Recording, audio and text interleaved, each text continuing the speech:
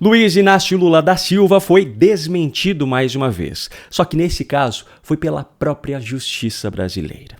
Eu vou explicar todos os detalhes dessa história para você nesse vídeo e vou trazer também algumas narrativas utilizadas por ele em 2 discursos no estado de Pernambuco, exibindo, é claro, as provas de que são mentirosas. Mas antes de tudo isso, eu não poderia deixar de mostrar a discussão calorosa que ocorreu ontem no plenário do STF e também o flagra que ocorreu logo após o encerramento dessa discussão.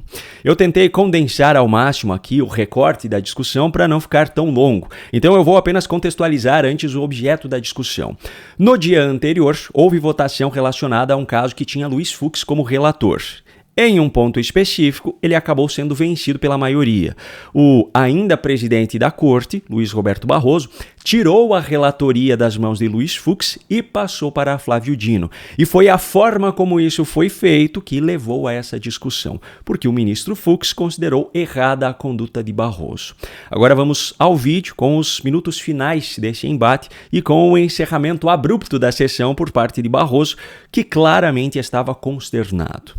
Se o relator, na parte vencida, concordar em reajustar, ele continua como relator. Se o relator, na parte vencida, não concordar em reajustar, o primeiro que divergiu tem a relatoria.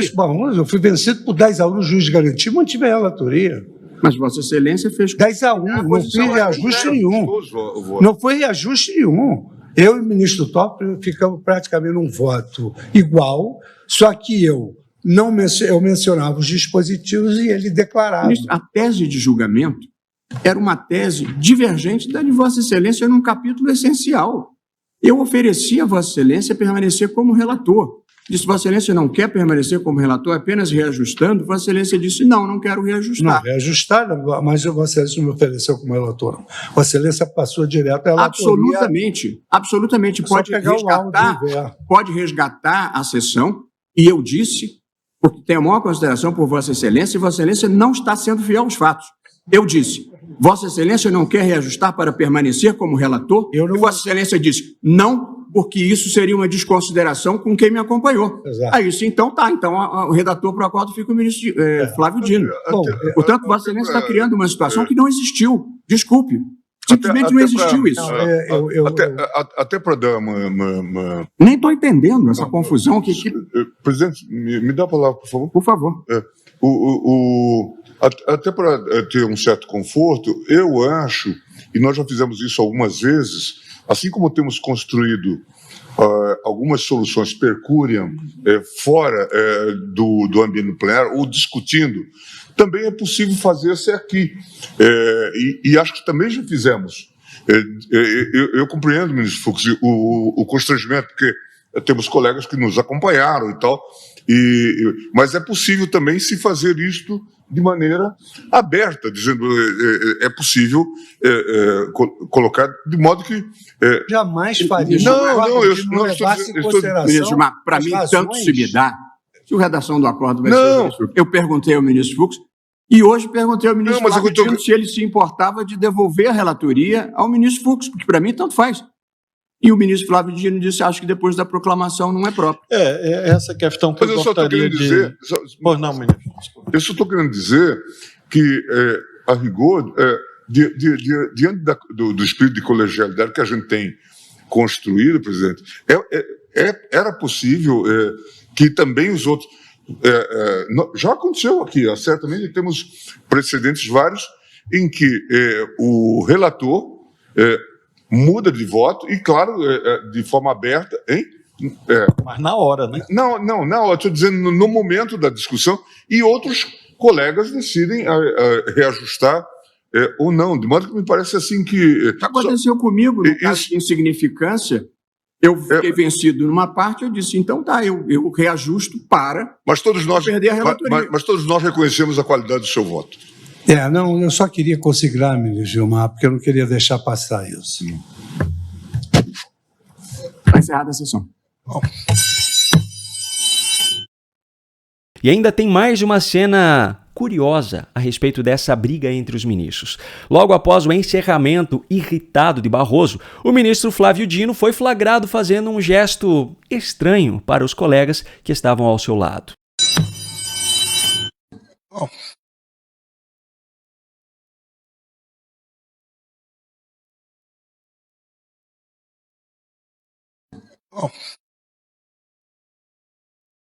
Não sei o que ele quis dizer com isso e não sei de quem ele estava falando, mas que ficou estranho, ficou.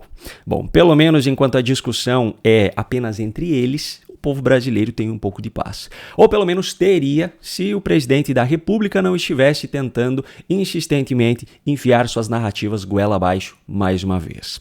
Ontem, quinta-feira, ele participou de 2 eventos no seu estado de origem, Pernambuco. No início da noite, a principal narrativa foi essa. Qual é a novidade que já aconteceu nesse país? A semana passada, a ONU anunciou que outra vez o Brasil saiu do mapa da fome no meu governo. Quando eu ganhei a primeira vez, João, o Brasil tinha 54 milhões de pessoas passando fome. Em 2014, a ONU reconheceu que a gente não tinha mais ninguém. Não, a ONU não reconheceu isso. O que aconteceu foi que a FAO, que é um braço da ONU voltado à alimentação e à agricultura, tirou o Brasil do mapa da fome da organização em 2014. Só que o critério para que um país saia do mapa da fome é que o percentual da sua população em situação de subnutrição esteja inferior a 2,5%. No caso do Brasil, em 2014, mesmo que 5 milhões de pessoas ainda estivessem em situação de fome severa, o país ficaria fora do mapa da fome, porque isso representava menos de 2,5% da população. E eu já mostrei isso dezenas de vezes aqui no canal, mas volto a mostrar. Pesquisas nacionais mostram que, em seu menor número, que foi em 2013, o percentual de brasileiros em situação de insegurança alimentar severa ainda era de 4,2%, o que representava mais de 8 milhões de pessoas naquela época e é um número bem maior do que o apontado pela FAO. Portanto, essa situação que Lula diz de que ninguém mais passava fome nunca existiu. Mas um discurso muito parecido com esse já havia sido usado por ele no evento anterior. Um país de um povo fraterno, solidário, estendendo a mão para quem não precisa. Nós acabamos com a fome em 2014. Quando eu votei em 2023, tinha 33 milhões de pessoas passando fome outra vez. Em 2 anos e meio, nós acabamos com a fome outra vez. Pois é, nesse caso, além de mentir sobre 2014, ele mente também sobre o cenário atual. A FAO indicou na semana passada que o Brasil saiu novamente do mapa da fome, usando o mesmo critério que eu mostrei anteriormente para você. Só que ainda precisamos considerar mais uma série de fatores. Primeiro, como você viu nas pesquisas que eu mostrei sobre 2013, os dados dos estudos nacionais eram bem divergentes dos que foram considerados pela ONU para tirar o Brasil do mapa da fome. Segundo, a organização até hoje faz uso de dados de pesquisas nacionais para montar o seu relatório quando não tem dados próprios sobre determinado país, e esse é o caso do Brasil. Muitas dessas pesquisas têm o dedo do governo, fazendo com que os seus dados, obviamente, favoreçam este governo. E o terceiro ponto, o atual diretor da FAO, Qu Dongyu, que foi quem fez esse anúncio na semana passada, é integrante do Partido Comunista Chinês e admite que é amigo de Lula. Agora eu pergunto, você acha que dá para confiar nessas informações? Pois é, só que a mentira mais vergonhosa de Lula nesses discursos ainda foi outra, pois, nesse caso, quem desmentiu ele foi o próprio judiciário. Veja só o que Lula disse em Pernambuco nessa quinta-feira. E nós não vamos permitir a loucura que se faz contra criança e adolescente, a pedofilia, a estimulação ao ódio, a quantidade de inverdades e mentiras que é colocada, correr em risco a democracia e o Estado de Direito. Nós não vamos deixar, por isso nós vamos regular. Pois é, a velha intenção de regular as redes sociais, só que agora travestida pela narrativa de uma suposta proteção às crianças. Agora vamos analisar os fatos, pois eles são muito diferentes do que o presidente diz. Primeiro ponto, Lula fala que eles vão regular, como se isso fosse algo concreto, mas ignora completamente o fato de que qualquer projeto precisa ser aprovado pelo Congresso Nacional, que é o poder legislativo. Se o Congresso não quiser, a regulação não será feita, assim como as outras tentativas do governo Lula já falharam e o Supremo acabou distorcendo mais uma vez as suas prerrogativas para impor uma espécie de regulação própria. Agora o segundo ponto, a própria justiça desmente Lula com um fato ocorrido Hoje, sexta-feira, o influenciador Ítalo Santos, que foi denunciado pelo Felca naquele vídeo de grande repercussão e que já havia sido denunciado pela Antônia Fontinelli em outubro do ano passado, foi preso na manhã de hoje. Ítalo é investigado pelo Ministério Público da Paraíba e pelo Ministério Público do Trabalho por exploração e exposição de menores de idade nos conteúdos produzidos para redes sociais, e a prisão preventiva dele foi determinada por um juiz da 2ª Vara da Comarca de Baieux, na Paraíba. Tudo isso foi feito com base na atual legislação. Não foi preciso fazer nenhuma regulação das redes sociais. A narrativa de Lula de que é preciso regular para proteger as crianças é mentirosa. O que ele quer é ditar o que é verdade ou mentira, com base na sua própria visão dos fatos, e controlar os supostos discursos antidemocráticos, com base no seu próprio conceito de democracia.